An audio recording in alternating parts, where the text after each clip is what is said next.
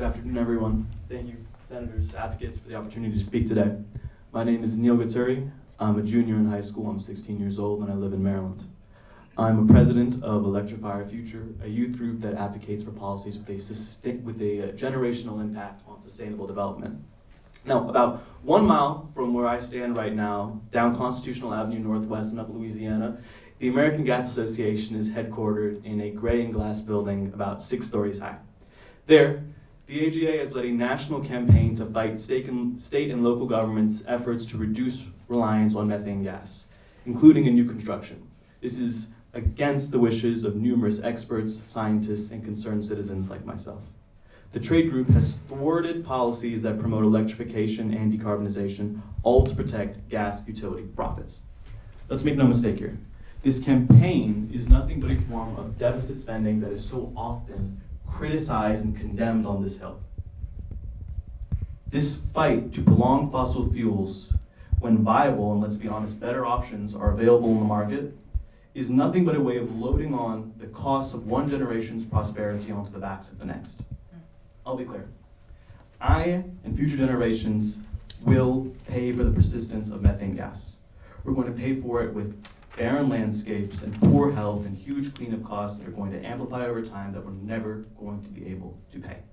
What's worse is that by funding the AGA, our utilities make us complicit in this matter. No one should be forced to pay for fossil fuel lobbying every time they pay a gas bill. But that's exactly what's going on right now. That's exactly what must be stopped.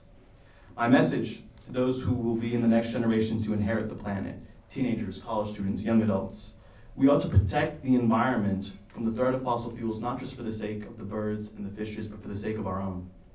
Nature is the infrastructure of our communities, and if we are to meet our obligation as a generation, a civilization, even as a nation, to sustain our communities for those who will come after us, then we must act, and we must act now. Take up the mantle in your local community, county, town, or city. It always seems so out of reach until you start organizing with like-minded people, motivated not to just call for a change, but to be the change themselves. I have experience, I'll talk about it firsthand. 1 year ago around this time, I led the student push for an electrification bill in Howard County, Maryland, my home. We became the 100th jurisdiction in the nation to pass policy that begins the process of phasing out methane gas in residential life.